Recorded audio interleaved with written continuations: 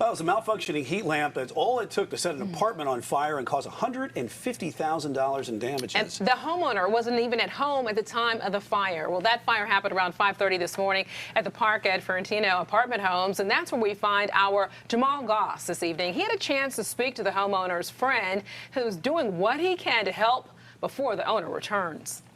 The renter's best friends are helping remove items that can be salvaged from the apartment.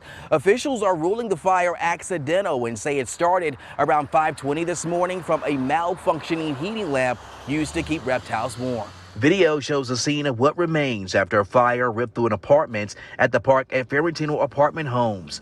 Firefighters were on the scene around 5:20 this morning. It is a blessing in disguise, and it's also weird at the same time because, you know, we never had any issues of heat problems or anything with the reptiles. He had expert advice on how to take care of them and where to put the heat pads and stuff like that. Marquise Reed is the renter's best friend.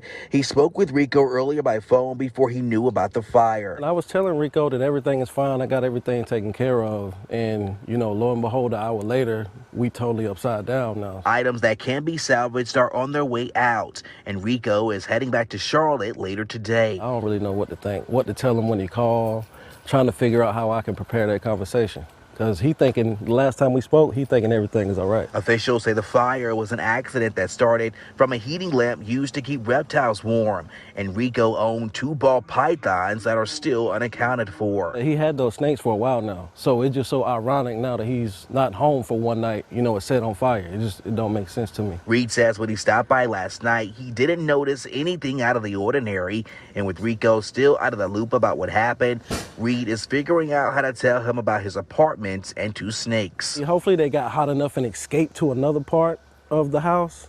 But other than that, I don't see any recovery for the snakes right now. That's my best friend, so you know we're gonna go up from here. We gonna make sure he's good.